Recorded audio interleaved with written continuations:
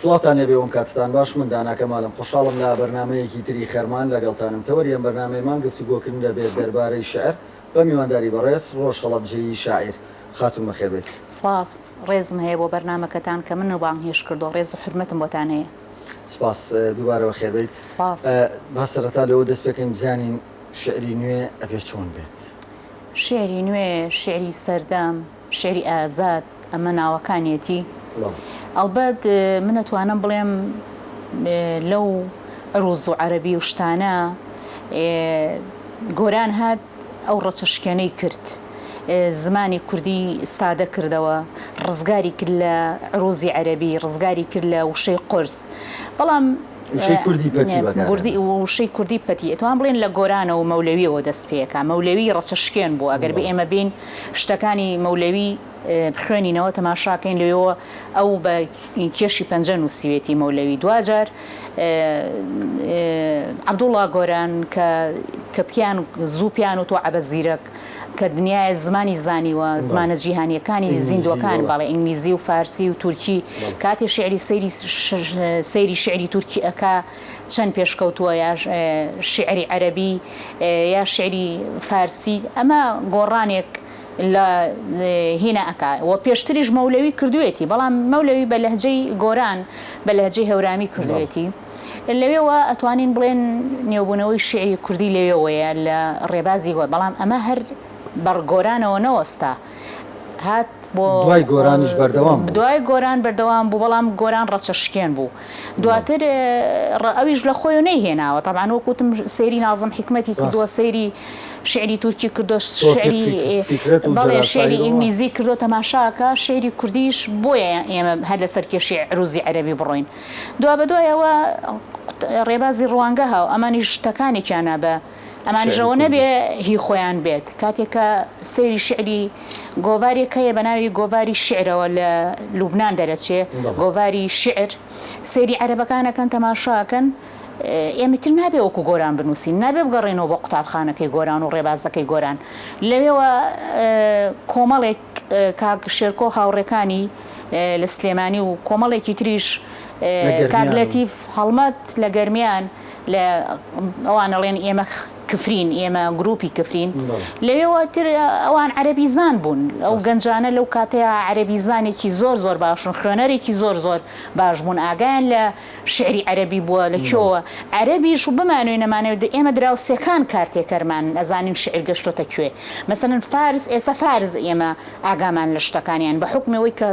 هەمومان تا ڕادەیە فارسیە زانین. ئەوان عەرەبی زانێکی چاک بوون لە سەردەمی با بڵێن لە دەی هەفتاکانە نابێت ئێمە بگەڕێنەوە بۆ ڕێبازەکەی گۆران، کاتە شعر لە پێشکەوتنایە، شعری نوێ هەمیشە نوێ بێتەوە. ئەتوانین ڕۆژ خەڵەبجەیی بەم قۆناغەی شعری ئێستا ناوبرین شعری نوێ یان ئەم قۆناغە نوێگەری شعرە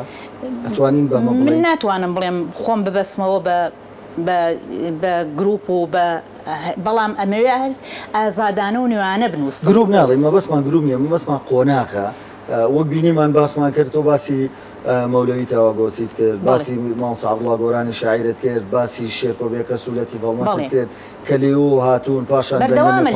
بەڵام قسەکە لەسەرەوەی ئێستاش جۆرێک لە شعری نوێ هەیە، هێر بەردەوامە. چۆن تەکنەلۆژیا لە پێشکەوتنایە، شعریش هەمیشە لە پێشکەوتنایە، یعنی لەوایە بەردەوام بڕوە. مەسەڵەن ئێستا ئێمە پێمانەڵێن جیلی دوای ڕاپەڕین، ئێمە زۆر جیاوازین لە جیلی هەشتاکان، دەی هەشتاکان کە کاک جەمال غەمبار و بەرزان هەستیار و کۆمەڵێکن حەما عومەر عوسمان و بەڵێ ئەمانە دەی هەشتاکانیان پێ ئێمە زۆر جیاوازین لەوان کە ئێمە هاتین پێمانەڵێن جیلی دوای ڕاپەڕین یانەوەی دوای ڕاپەڕین، هیچ شێوەیەک لەوان ئێمە کۆت لە شتەکانمانە هەبوو. کۆمەڵێک گەنج بووین، ئەو کاتە تەمەنمان لە بیستەکانە بوو، ئەوە جیلی ڤیزیڤاڵیش بووین. پێشبڕکێمانە کرد بۆی بزانین کامان یەکەمە بین چۆن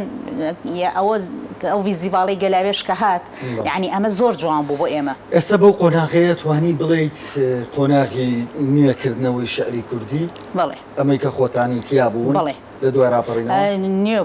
نوێ بوو، چونکە بۆچی نوێ بوو؟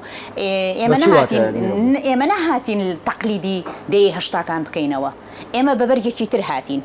چیتان لە شعرا گۆڕی وا بە خۆتان من ئەتوانم بڵێم یەکێک لەو شتانە ئەوە هیچ زمان ئەبێ زمانی شعری جیابێ لە زمانی گفتوگۆ قوڵ بێ چڕ بێ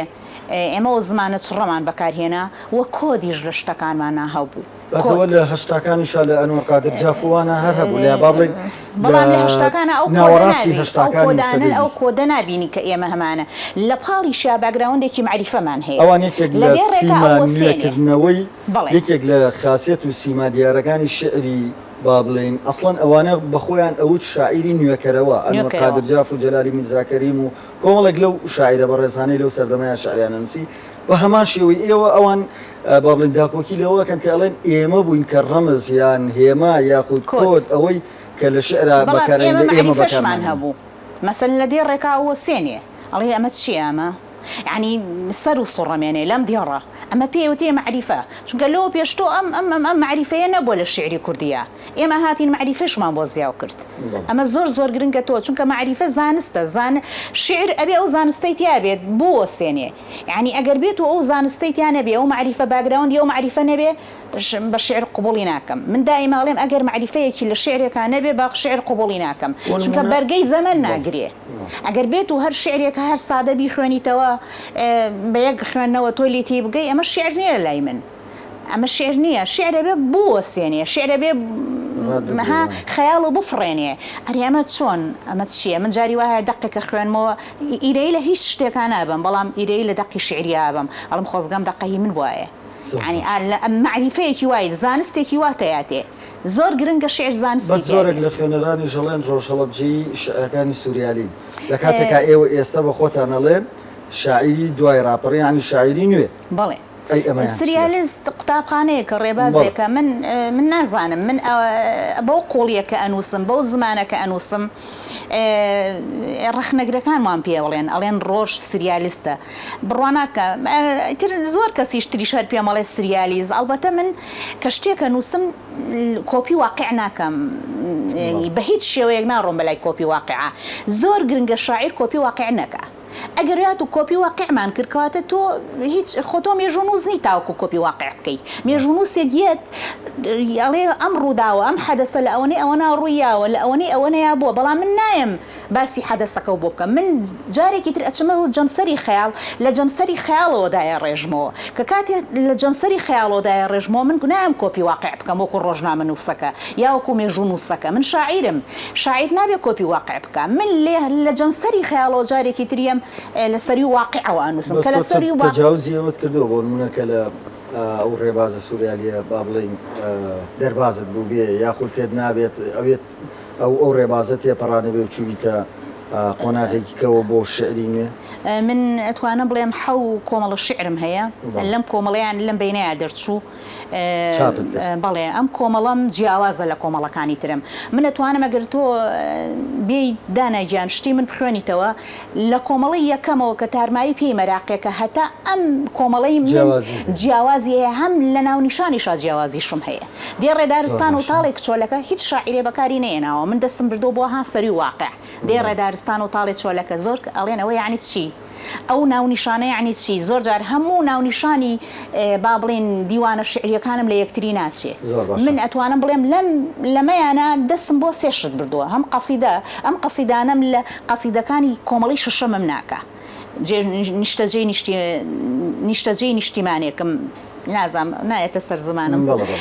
ئەوە لەوی ترم ناکات ئەمەشم دێ ڕێدارستان و تاڵێ چۆلەکە لەوانی تریشم ناکات شاعیر زۆر گرنگە کە دیوانێکی دەرئەچێ کۆمەڵە شعرێکی دەرئەچێ لە کۆمەڵی دووهەمی نەکا کۆمەڵی سێهەمی لە کۆمەڵی چوارەم نەکا جیاواز نەبێ کەواتە تۆ هەر یەک دیوانە نووسیوە ئەبێ من خۆم هەروەستانیشە لەو قۆناغە من ئێستا ئەمەوێت هینێک وەرگرم ماوەیە گوەرگرم نەڕۆم بەلای نووسینە بۆچی نەڕۆم بەلای نووسینە بۆ ئەوەی ئەم نووسینانی ئەمەیە کۆمەڵەیەکی کە دروستکەمەوە ئەگەر تەمەەن خوا باقیبە لەم کۆمەڵی حوتەمەم نەکات زۆر گرنگە تۆ ماوەیە بە خۆت بدەیت هەر پەلەی نووسینە نەبێت چونکە پەلەکردن لە نووسینە پێم وایە هەر دووبارە ئەبیتەوە نابێت تۆ شاعیر خۆی دووبارە کات زۆر باشە گەشتبینی و ڕەشبینی لە هەموو قۆناغێکی شعریابوونی هەبوو هەیە و دەبێت بەڵێ ئایا بە بڕای ئێوە لەم قۆناغەی ئێستای شعری کوردیە ئەم گەشتبینی و ڕەشبینیە لە شێعرا هەیە لە هەردوو جۆری هەیە کامیان زۆرترە من ئەتوانم بڵێم ڕەشبینیەکە زۆرە بە حکمی ئەوەی کە تۆ لە ناو وڵاتێکە ئەژیکیانی خۆت نییە سەربەستی خۆ نییە ئێشتا نەبووی بە دەوڵەت ئەمە گرفتێکی گەورەیە بۆ میلەتەکەی من و تۆ ئەمە لەلایەکەوە لەلایەکی تریشەوە ئەو هەموو قەیرانە لە ڕووی ئابووری و لە ڕووی ژیان ئەو هەموو جەنگ و ئەمانە هەموو ینی واو لێ ئەکاتەوە ڕەشبین بی بەڵام لە هەمان کاتیشە ئەو ڕەشبینیە شعری شێرکۆبی کەس قسەیەکی جوانی هێڵێ خەمی گەورە شعری گەورە دروستەکە ئەگەر ئەنفالمان نەبوایە ئەگەر کیمیا بارانمان نەبوایە شێرکۆی توانی و هەموو شتە جوانە بنووسێ کورسی بنووسێ یا مەسەلەن ئەنفال بنووسێ یا ملوانکە بنووسێ من ئەتوانم هەموو ئەوانە ڕەشبینی وای لێ کرد دەربەندی پەپولە بنووسێ لە هەمان کاتە دەربەندی پەپولە جیهانبینیەکی بەخۆوە بینیوە خات و ڕۆژ هەڵەبجەری هەر شعرێک فکری تێکەڵ بێ پێ ئەوترێ شعر شعر فکرە پێشە شتێ من کاتێک کە ئەمەوێش قەسیدەیە بنووسم پۆستەرێ بنووسم ئەگەر لە فکرەوە بۆی نەڕۆم ئەی تۆ فکر ئەگەر فکر نەبێت چۆن نەتوانی ئەو شتەدا ڕێژی ئەبێ فکرەیەکە بۆ بێ ئەبێ فکرەیەکە بێ لە خەیاڵەوە دایە ڕێژی ئاوێتەی ئەم شعرەیە بێت ئەو فکرە لە خەیاڵەوە بۆیە چیت لە خەیاڵەوە دایە ڕێژیت ئەو فکرە مەسەلەن فکرەیەکم هەیە مەسەلەن باسی ڕووداوێکەکە ئەمە خۆی ڕوودا و هەر فکرەیە منی لەم لە حەدەسەوە لەم ڕووداوەیەم فکر ئەخەمەناو خۆی هەموو شتێک فکر فەلسەفە معریفە هەموویە ڕۆ بۆ ماڵی شێر لە ماڵی شێراتوێت هاوڕای ئەو دێڕەی گۆتەی شاعرن کە ئەڵێ شاعر پێویستی بە هەموو فەلسەفەیە هەموو فەلسەفە خۆی سەر بە منطقە سەر بە خەیاڵ نییە فەلسەفە بەڵام کە کاتێ فەلسەفە ئەڕوا بۆ ماڵی شعر ئەتوێتەوە لەناو بۆتەی شعرا جوانیەک و قوڵیەک بە شعرە بەخشێت بەستانە بڵێن نەم ڕوانگەیەوە تێکەڵ ئەبێ بە شعر فەلسەفە ئەبێ بتوێتەوە لە ناو ماڵی شعرا لەناو بۆتەی شعرە ئەگەر من نایەن فەلسەفە بۆ ڕقی و بۆ خۆی فەلسەفە ڕقە قوڵە ئەگەر فەلسە من بۆکو بێم وەکو فەیلسوفێک شعر بنووسم نا من وەکو شاعیرێک یم فەلسەفە ئەتوێنمەوە ئەهێنم بۆ ماڵی شعر ئەها زۆر جارەڵێ ئەم شعرە قوڵە قوڵیم شعرە چییە؟ قوڵیم شعرە چییە؟ ئەوەیە کە فەلسەفە و تیاتوانوەتەوە لە دێڕێکە ئەو وەسێنێ ئەڵێ ئەمە فکرە ئەمە فەلسەفەیە ئەمە جۆرێکە لە فەلسەفە ئەم شعرە ئەزانی ئەم باگراوندێکی فەلسەفی هەیە ئەم شعرە باگراوندێکی فکر و فەلسەفە و معریفەی هەیە جا ئەم سیانەی هەبوو باگراوندی فکر فەلسەفە معریفە ئەو شعرە یەکسەرزانی و شعرە شعرێکی بەهێزە ئەو شعرە ئەمێنێتەوە بەرگەی زەمەنەگرێ بەڵام شعری وامان هەیە بەرگەی زەمن ناگرێت زوو کاڵە بێتەوە و ئەمرێت بۆ زۆر باشە ڕۆژ هەڵەبجەی هەم وەکو خوێنەرێکی شعر هەمیش وەکو شاعیرێک کاتێک کە شعرێکی دێتە بەردەستی ترەم شعرە باش بێت یاخود خراپ بەچی جیایەکاتەوە زۆر جار لیژنەی شعر بووم لە منتیقەی شارە زۆر بەڵێ لە ڤیزیڤاڵەکانە هی گەنجەکان کێشەی من زمانە یەکەم جار بە زمانی پێوم چەند فاکتەرێکەیە بۆ شعر یەکێک لەوانە زمانە ئەم زمانی بە هیچ شێوەیەک من ئەگەر بێت و شاعیری هەر زمانی گفتوگۆی هێنایە جارێکی تر هێنایەوە ناو شعر تۆڵی شعرە نووسم ئەبێت جیابێ ئاسایی جیابێ من زمانت بە یەکەم جار بە زمانی پێوم ئەگە بزانمە دووهەم چڕی زمان شعر درێژدادڕی نییە دانایگیان شعر تۆ ئەبێ لە دێڕێکا زانی بڵێ چی دێڕێکی من لەوانەیە چیرۆک نووسێک بێت دێڕێکی من ئەبێ ئەوەنە چڕ بێت ئەوەنە یعنی ئەگەر بێت و زمانێکی چڕ لە شعرا بەکار نێنی هەر شعر درێژدادڕی نییە جوانترین شعر کورتترین شعریانە کورتترین شعریانە پێوەری تۆ زمان و چڕی زمان خەیاڵ فەنتازیا میوزیکی ناوەکی زۆر گرنگە هەر تۆ شعر پێشە شتێ چێژە ئەگەر ئەو میوزیکی دوو میوزیکمان هەیە میوزیکی دەرەکی میوزیکی ناوەکی بە زۆری لە شعری هاوچەرخا لە شعری ئەم ڕۆیە ڕۆژەگەر دیقەتت دابێت ئەو با بڵین ئەو کەرەستانەی کەبوونەتە بابەت لە شعری ئەمڕۆیە ئەوەی تێکشکانووە ئەو میوزیکی ناو و میوزیکی دەرەوە بە جۆرێک لە جۆرەکان شعر جۆرێکە لە میوزیک هەر خۆی میوزیکی تایە ئەمە بەسم بیزات لە شعری ئەمڕۆیە جیلەی نەوەی نوێ ئەم دوا بڵێن 2000 ئێستا 2020 ینی کۆمەڵی شعرە خوێنمەوە ڕێزم هەیە بۆ گەنجانە زۆر ڕێزێک لێرەوە لە مینبەرە ئازادەوە ڕێزێکی بێپایانم بۆیان هەیە ئەو شعری کە ئێستای نووسینی ڕۆژئاوایە ڕۆژاواش هیچ خەمێکی نییە چی هەیە ئاخر پێم بڵێ خەمی چی هەیە ڕۆژاوە هەموو شتێکی بۆ دابین کراوە ئەو یە باسی ئوتێلێکە بووەکە ئوتێل چێت تا باسی بکەیت اینجایە وەکو چیرۆکەی جێڕێتەوە ئەمانیش هەر وەکو کەرسەیەکی چیر چوون بۆ دەری سەر بەحرەکە لێەوە هاتمەوە نەزمانی تیاەیە هەر جۆرێکە لە چیرۆک من پێم وایە چیرۆک بنووسن باشترە تا زۆر باشە هەندێک لە خوێنەرانی ئەمڕۆ با بڵێن گلێ و گازندەیەوەکەن کە ئەڵەن شعری ئەمڕۆ بە جۆرێک لە جۆرەکان ئاڵۆزە یان ئێمە لی تێناگەین شعر نابێ بەو زمانە بنووسرێکە ئاڵۆز بێت هاوڕان لەگەڵ من هاوڕانیم لەگەڵ ئەو قسەیە شعر ئەگەر تەمومژێکی تیانە بێ کۆدێکی تیانە بێ بەرگەی زەمن ناگرێت ینی زەمن زوو کاڵیەکاتەوە ئەمە شتێکە ئێمە شاعیر دووشتی زۆر گرنگە هەیبێت دانایگیانەیەکێک لەوانە هۆشیاریە تۆ گەلێکی هۆشیار نییە تا لە شعری هۆشیاری تۆ بگە یعنی ئێمە کو ئەوەمان هەیە ئێمە هەر ئەهلی چاپڵین شعرێکە وەزن و قافی هەیە بێت چاپڵەیەکی بۆ لێن ئەو بەسەر چویتر ئێمە چاپڵە بۆ شعر لێبین شعر زۆر لەوە گەورەترێت شعر زۆر لەوە گەورەترێت ئێمە ئەهلی چاپڵە بین ئێمە ئەهلی چاپڵە نین تەواو بەوە بەسەر تو شعر بۆ هەموو بێت شعر ئامڕاز نی ئێمە بەکاری بێنین زۆر جار بۆ خودیشە شعر جوانی بەرهەمهێنانە من ئەمەە لە شعر تێگەشتۆ ئێمە جوانی بەرهەم بێنین نەک بین من بۆ نوخبانوسم من هەرگیز لەگەڵوانی شعرم بۆ گشت بێت نامەوێ بە هەر کتێبەکەم بکەوێ لەوێ کەس نەیکڕێ من شعر بۆ نوخبەیەکە نووسم نایم شعر بۆ گشت بنووسم و چاپڵم بۆ لێن و وەزن و شەو ڕستە ڕیسکەم و وەزن و قافەیەکی بۆ لێ تۆ لێوێ وەک چاپڵم بۆ لێی نا شعر ئەوە بە سەر چوویتر هی هەمووان بێت ئەمە قسەی ئەدۆنیستە قسەی من نییە بڵێ ئەیتر ئەوە بە سەر چوو شعر بۆ هەمووان بێت نابێت شعر بۆ هەمان بێت شعر شکۆکەی ئەوە نەبەرزە پێویستە ئێمە ینی لە هەموو ژانرەکان من پێم وایە شعر لە ئەدەب لە ناو ئەدەبە لە هەمویان گەورەترە ژانرێکە بۆچی لە هەمویان گەورەترە تۆ چیرۆکە نووسی ئەگەر هاتوو شعریت لە ناو چیرۆکەیان نەبێ تۆڵێمە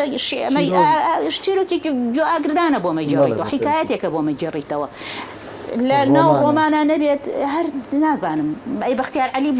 بۆچی ڕۆمانەکانی جوانە تەوزیفی جارێکی تر شعریەت لە ناو نووسینەکانیانکەیت تۆ تەماشاکەڵی بەختیار خەیاڵێکی جوان هەم واقع و هەم خەیاڵ تێکەڵەکات لەگەڵ شعریەتە تەماشاکەی ڕۆمانەکانی جوان زۆر باشە کاتی بەرنامەکەم تەواو بووە پێم خۆشە بزانم دوای دوپەیامت چییە لەسەر شعری نوێ ئەگەر بکرێ زۆر بە کورتی من هیوادارم ئەو گەنجانی کە دەستێنە قەڵەم ئێمەش بخوێننەوە بزانن دوای ئێمەش بخوێننەوە بزانن شعری کوردی لەکوێیە بزانن شعر چییە شعر بشکۆکەی زۆر بەرزە ئەوە نییە کە ئێمە هەروشە و ڕستە ڕیسکەین و ناوی لێ بنین شعر مناڵێم شعر هەمیشە لە نوێ بوونەوەیە لە گۆمێکە وەکو گۆمێکی لیخن نییە ئێمە هەر بڵێن ئەمە گۆمێکی لیخنەوە وەستاوە شعر هەمیشە خۆی نوێ کاتەوە ئەگەر بێت و نەتوانی خۆی نوێ کاتەوە شعر نییە زۆر باشە خات و ڕۆژ خەڵەبجی شاعیر زۆر سپاس ڕێز حرمەتم بۆ بەرنامەکەتان هەیە ئەوە زۆرتر قسەمان لەسەر شعر بکردایە بەڵام بەرنامەکە بە من ڕێز و حرمەتم جارێکی تر بۆ بەرنامەکە و هەیە هیوای سەرکەوتن و بۆ خوازم دانایەکێکە لەو ئەدیبە جوانانەی کە ئازانێکی هەڵەبژێرێت بۆ بەرنامەکەی ئەمە زۆر گرنگە ڕێز و حرمەتم جارێکی تر بۆ کەناڵەکەتان هەیە سپاس دەکەم دووبارە بەخێر ڕێزتانەیە مەمنونم بەڵە بینەرانی بەڕێز بەم شێوەیە هاتینە کۆتایی ئەم بەرنامەیە و تا بەرنامەی تر بەخواتان ئەسپێرم خواتان لەگەڵ